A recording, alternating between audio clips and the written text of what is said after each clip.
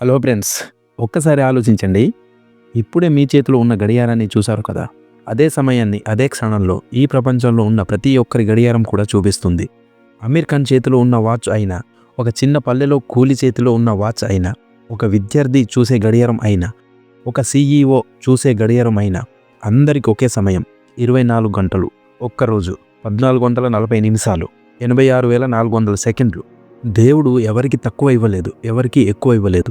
కానీ అదే సమయం కొంతమందిని పైకి లేపింది, కొంతమందిని అక్కడే నిలిపేసింది, మరి కొంతమందిని కిందకి లాగేసింది.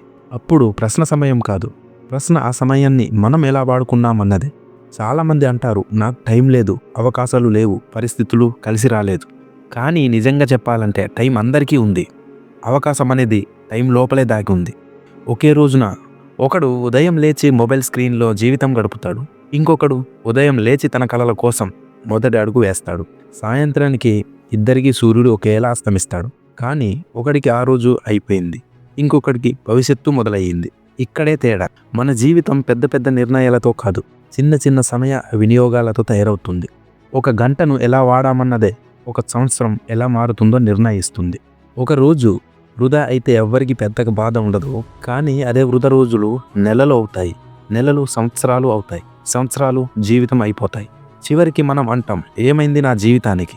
అప్పుడు గడియారం తప్పు కాదు, సమయం తప్పు కాదు, ఎవరు మోసం చేయలేదు, మనమే మన సమయాన్ని నిర్లక్ష్యం చేస్తాం.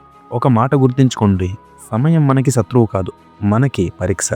ఎవరు ఎలా వాడతారో వాళ్ళకి అలానే రిజల్ట్ వస్తుంది. సమయం అద్దం లాంటిది, మన అలవాట్లని మనకే చూపిస్తుంది. మీరు రోజు చేసే పనులే మీ భవిష్యత్తును రాసే అక్షరాలు. రోజు కొంచెం నేర్చుకునే వాడికి జీవితం ఒక్కరోజు వంగి నమస్కరిస్తుంది. రోజు కొంచెం వాయిదా వేసేవాడికి జీవితం ఒకరోజు ముఖం తిప్పేస్తుంది.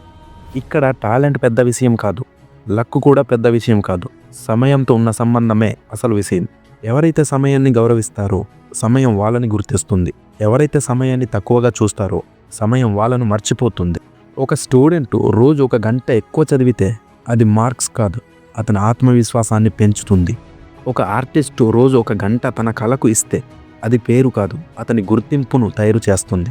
ఒక సాధారణ మనిషి రోజు తన మీద తాను పెట్టుబడి పెడితే అతను అసాధారణంగా మారిపోతాడు. ఇవన్నీ ఒకే రోజులో జరగవు, ఇవన్నీ నిశ్శబ్దంగా జరుగుతాయి. ఎవరు చూడరు, ఎవరు చప్పట్లు కొట్టరు. కానీ ఒకరోజు అందరూ అడుగుతారు, తను ఇలా ఎలా మారిపోయాడు? అప్పుడు జవాబు ఒక్కటే, అతను సమయాన్ని వృధా చేయలేదు. మనలో చాలామంది ఒక తప్పు చేస్తాం, సమయం దొరికితే పని చేద్దాం అనుకుంటాం, కానీ విజయం అలా రాదు. సమయం దొరకదు, సమయం తయారు చేసుకోవాలి. మన ఫోన్లో రోజు 3 గంటలు ఉంటాయి, మన కలలకు రోజు 30 నిమిషాలు కూడా ఉండవు. ఇది దురదృష్టం కాదు, ఇది ఎంపిక. మన జీవితం ఈ ఎంపికలతోనే తయారవుతుంది. ఇప్పుడే ఒక నిజం చెప్పాలి, మీరు ఈ వీడియో చూస్తున్నారు అంటే మీ లోపల ఎక్కడో ఒక ప్రశ్న ఉంది. ఇంకా నా జీవితం ఇలానే ఉండాలా? నేను ఇంకా ఎక్కువ చేయగలనా? ఆ ప్రశ్నే సంకేతం. మీ గడియారం ఇప్పుడే నడుస్తుంది, మీ భవిష్యత్తు ఇప్పుడే రాయబడబోతుంది. ఈ క్షణం తర్వాత మీరు చేసే పని మీ తలరాతలో ఒక లైన్. చిన్న మార్పు చాలు. ఈ రోజు నుంచే రోజు 1 గంట మీ కలల కోసం కేటాయించండి. పెద్దగా కాదు, పర్ఫెక్ట్గా కాదు, కానీ నిజాయితీగా. ఆ 1 గంట మెల్లగా మీ జీవితాన్ని మార్చేస్తుంది. ఎందుకంటే సమయం ఎవరి కోసం ఆగదు, కానీ ఎవరు సమయాన్ని పట్టుకుంటారో వాళ్ళ కోసం జీవితం మారుతుంది. ఇప్పుడు చివరికి ఒక మాట, మీకు 24 గంటలే ఉన్నాయి, నాకు 24 గంటలే ఉన్నాయి, అందరికీ 24 గంటలే ఉన్నాయి. కానీ రేపు ఎవరి పేరు గుర్తుండిపోతుందో, ఎవరి కథ చెప్పబడుతుందో, ఎవరి జీవితం ఉదాహరణగా అవుతుందో, అది వాళ్ళు ఈరోజు సమయంతో ఎలా నడుచుకున్నారన్నదే. మీ గడియారం చూస్తున్నప్పుడు ఇది గుర్తించుకోండి, ఇది కేవలం టైం కాదు, ఇది మీ భవిష్యత్తు. ఈ మాటలు మీ హృదయాన్ని కొంచెమైనా తాకితే ఈ వీడియోని ఇక్కడే వదిలేయకండి. లైక్ చేయండి, ఇలాంటి కంటెంట్ మరింత మందికి చేరాలి. షేర్ చేయండి, ఎందుకంటే ఎవరికో ఇది జీవితాన్ని మార్చే మాట కావచ్చు.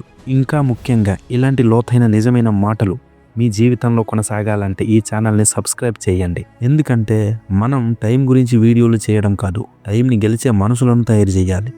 మీ గడియారం నడుస్తూనే ఉంది, ఇప్పుడు మీరేం చేస్తారు? కామెంట్లో రాయండి. జై హింద్.